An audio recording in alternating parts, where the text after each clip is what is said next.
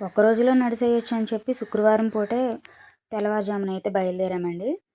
So, అంతా చీకటిగా ఉండడం వల్ల వెళ్ళే దారిలో అయితే కుక్కలు మా ఇంక చూసి దొంగలేమోనని చెప్పి తెగరిసేసాయి. వాటి అరుపుకైతే ఒక అబ్బాయి బయటకు కూడా వచ్చేసాడు. ఏ దొంగలొచ్చేసారో ఏమో అని. వెళ్తూనే మా ఊరు చివరిలో ఉన్న ఆంజనేయ స్వామి గుడిలోకైతే ఎళ్ళలేదు. అక్కడ కూడా కుక్కలున్నాయి. ఎక్కడ కరుస్తాయని చెప్పి బయట నుంచే దండం పెట్టేసుకున్నాము. నూజివీడు వెళ్ళిన తర్వాత శివాలయంలో కూడా దండం పెట్టేసుకున్నామండి. ఫస్ట్ దర్శనం అయితే మాదే అనమాట శివాలయంలో.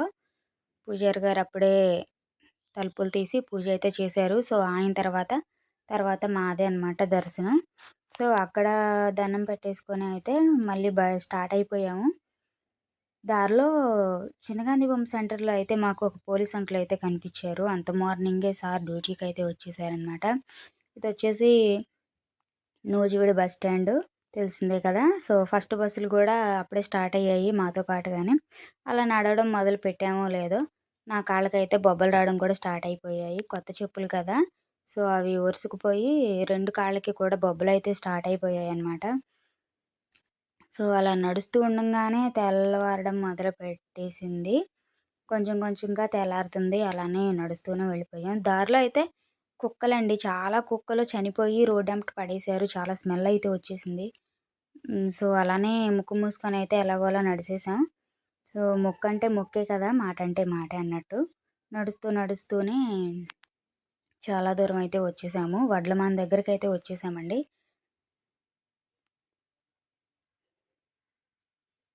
సో, నేనైతే మా అన్నయ్య వాళ్ళు పనికి అటే ఆ దారిలోనే వస్తాను అనైతే చెప్పారు. సో, నేను వాళ్ళ కోసం అయితే ఎదురు చూస్తున్నాననమాట.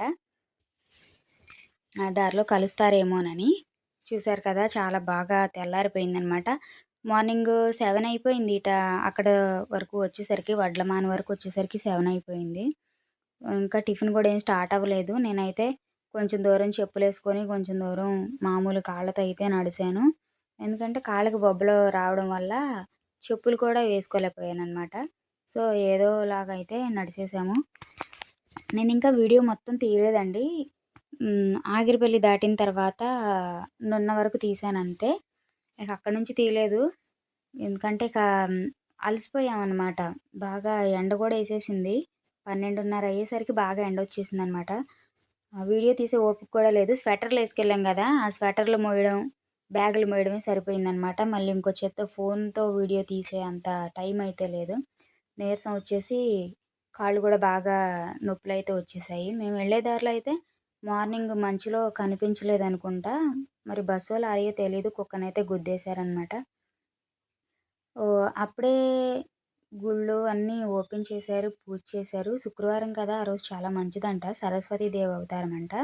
గుళ్ళోకెళ్ళిన తర్వాత అయితే అసలు ఖాళీ లేదండి. గుడి మొత్తం స్కూల్ పిల్లలు, కాలేజీ వాళ్ళు అంతా వాళ్ళతోనే నిండిపోయిందనమాట. సో, వెళ్ళే దారిలో అయితే యాపిల్ బేర్ రేగిపళ్ళు తోటుంటే అక్కడ ఆగేసి అయితే కొనుక్కున్నాము ఒక రూ. 50కి.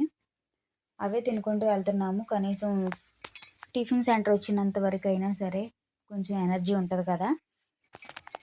అలా ఆగిరిపల్లి వరకు నడిసామండి. నెక్స్ట్ ఆగిరిపల్లి వెళ్దామని అయితే ప్లాన్ చేసుకుంటున్నాము. చూడాలి.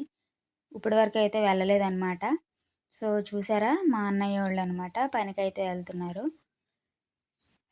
వాళ్ళనొచ్చేసి నేను ఆగిరిపల్లిలో కలిసానండి. వాళ్ళైతే ఎంత దూరం పర్లేదు బానే నడిచారు కదా! 9 లోపు ఆగిరిపల్లి వరకు వచ్చేసారు కదా! అని అంటున్నారు. అసలు బేసికల్లీ అయితే మేము నడవనట్టే లెక్క. ఎందుకంటే మేము చిన్న తిరుపతి ఎళ్ళేటప్పటికి 3 గంటల్లో 18 కిలోమీటర్లయితే నడిసామనమాట. ఇప్పుడు 6 గంటలవుతుందనమాట. 3-9 అంటే 6 గంటలే కదా! సో, 6 గంటల్లో మేము 18 కిలోమీటర్లు గూడా నడవలేకపోయాము. చాలా లేట్‌గానే వెళ్తున్నామనే చెప్పాలి. సో, వెళ్ళే దారిలో అయితే ఇలా బెల్లం టీ అంట. ప్రతి షాప్ దగ్గర అలా పెట్టున్నాయి. ఆ చెట్టుకి కట్టినయి చూసున్నారు కదా! అవైతే మామూలు. ఇదివరకు మా నాన్నగారు అలా తయారు చేసేవారు.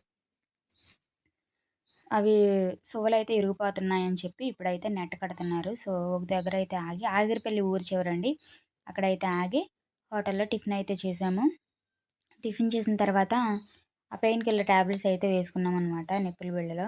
ఇప్పటి వరకు నడిసాం కదా! సో, కాళ్ళు బాగా పట్టేసి ఇంకా టిఫిన్ చేయడానికి ఇంకో అరగంట కూర్చున్నాం కాబట్టి ఇంకా బాగా పట్టేస్తాయని అట్లా టాబ్లెట్ అయితే వేసుకొని మళ్ళీ బయలుదేరాము.